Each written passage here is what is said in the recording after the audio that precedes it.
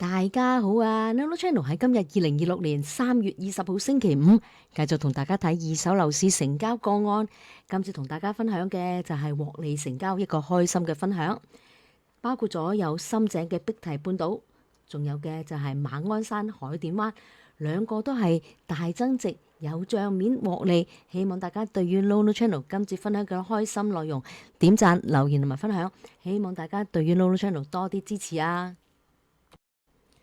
香港樓市好似止跌回升，反映二手樓價嘅中原城市領先指數 CCL 喺25年全年累計就升幅咗有3.92%。中原地產表示重建咗樓市嘅信心，買樓保值嘅勢浪一浪接一浪，亦都預測今年26年一手市場可以維持2萬宗嘅高位。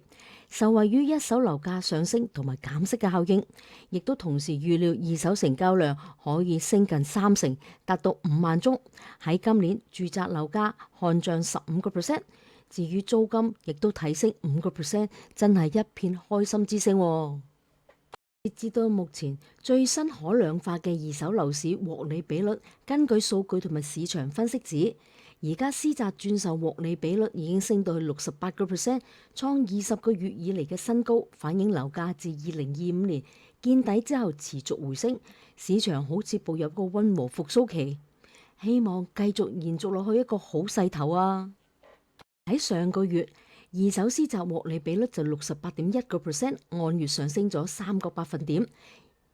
創24年6月之後20個月嘅新高，反映樓價回升，市場氣氛夠改善，令到更多嘅業主轉售時候錄得帳面獲利。段開心嘅數據，當然同大家睇翻個成交啦。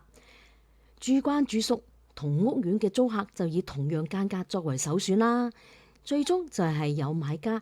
就以635萬買入深井龍頭屋苑碧堤半島一個海景兩房單位。至於原業主持貨17年之後，成交就獲利368萬，係一個開心嘅賬賺成交。碧堤半島就係深井區最具代表性嘅臨海大型私人屋苑，就以永久海景、完善會所、交通便利同埋大型嘅社區規模見稱。碧堤半島就位於深井青山公路深井段33號，發展商包括有九倉、會德豐。入伙日期就係由2003年1月開始，總數有3期發展，由8座樓宇組成，提供3345個單位。至於實用面積就介乎515至到1961平方尺。碧堤半島睇個名就知臨海而建，超過半數嘅單位享有永久海景，可以遠眺青馬大橋、馬灣海峽等景觀。大型會所設施豪華齊全，包括咗當然有泳池、球場、桑拿、健身室、兒童設施等。碧堤半島交通便利，鄰近就係屯門公路汀九橋，大概20零分鐘就可以到達中環、上環同埋機場，而且擁有大型嘅社區規模，總數有3345個單位，係深井區內最具規模嘅屋苑之一。晉城地產鄧錦雄表示，成交單位就係碧堤半島嘅6座高層 G 室，實用面積524平方尺，原則係個2房2廳嘅單位，成交價635萬，實用尺價12118蚊。由圖片可以見到，單位內籠保持新淨，而且單位屬於單邊戶，擁有開揚嘅海景。新買家係同屋苑同一戶型嘅租客，感到樓價穩定而且持續向上，加上區內住咗一段時間，熟習咗環境，決定轉租為買。今次購入嘅單位係一期單邊擁有海景嘅單位，而且裝修亦都係新淨，可以慳返唔少裝修費。至於原業主就喺2009年以267萬買入單位，持貨17年轉售，帳面獲利368萬，真係開心嘅獲利成交。另外，再同大家睇嘅就係馬鞍山區嘅海淀灣，受住新盤銷情帶動，近月二手交投亦都明顯增加。海淀灣尺價企穩13000蚊水平，一個2房嘅遠景單位減價15萬就以635萬成交，實用尺價13312蚊。業主持貨11年，最終單位亦都升值30%，為佢帶嚟帳面利潤148萬，亦都可以話一個開心嘅獲利成交。海典灣 Ocean View 就係馬鞍山區內相當受歡迎嘅私人屋苑，以開揚嘅海景、完善嘅會所同埋鄰近港鐵恆安站嘅便利位置見稱，適合家庭同埋上車客。海典灣就位於馬鞍山寶泰街1號，發展商係信和置業，入伙日期係2003年8月開始，總數有5座樓宇，提供911個單位。至於實用面積就由378至到去1336平方尺，交通便利，鄰近就係港鐵嘅恆安站。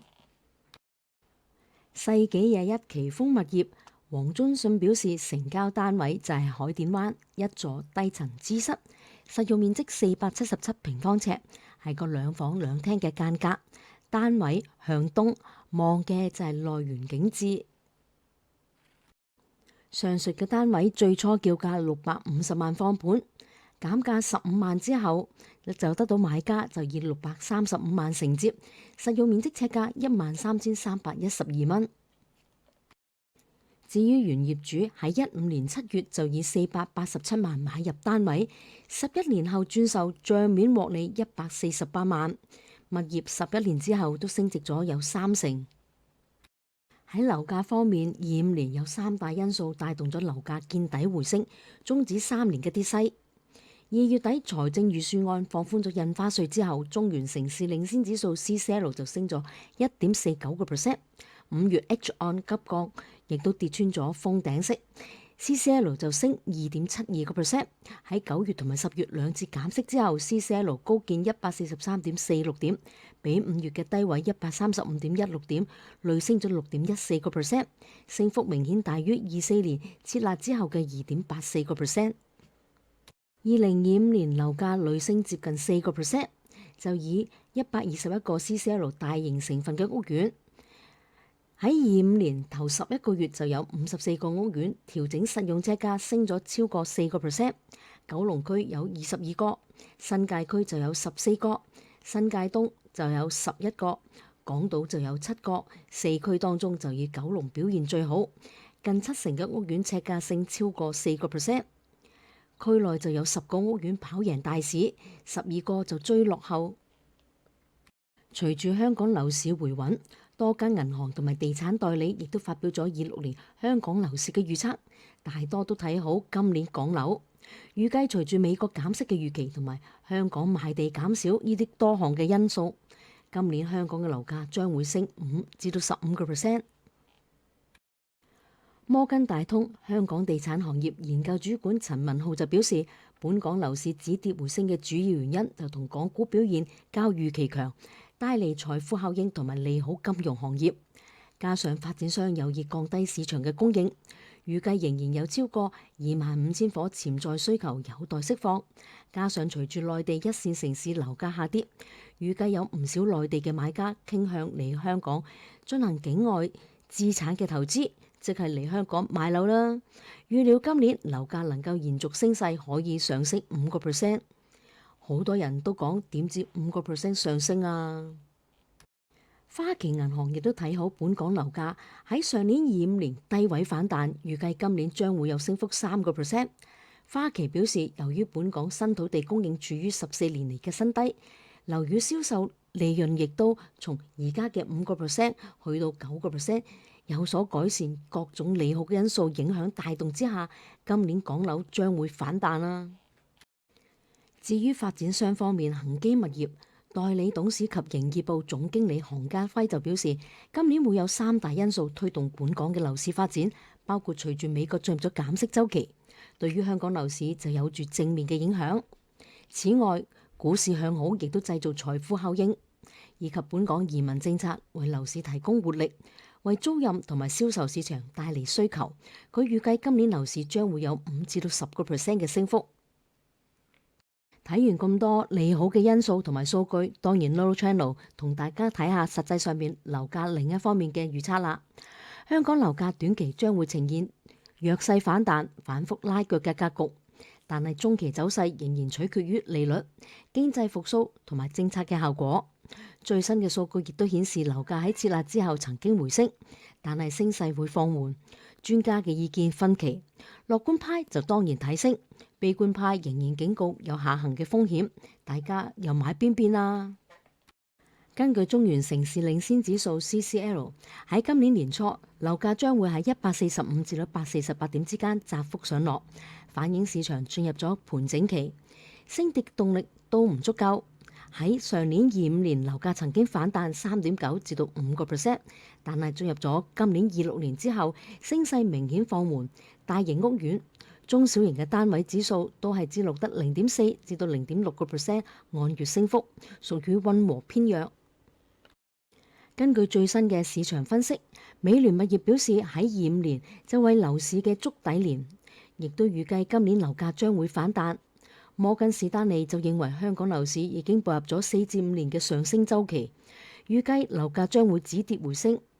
高盛亦都調高咗26至到27年樓價嘅升幅，分別由原嚟嘅3% 同埋4% 上調去到5至6%。至於萊坊亦都預測今年樓價同埋租金會上升，一般住宅嘅樓價就會升幅由5% 上調去到8%。呢啲預測都顯示香港樓市嘅潛在變化，投資者同埋買家都應該根據市場嘅消息作出你自己明智嘅決定。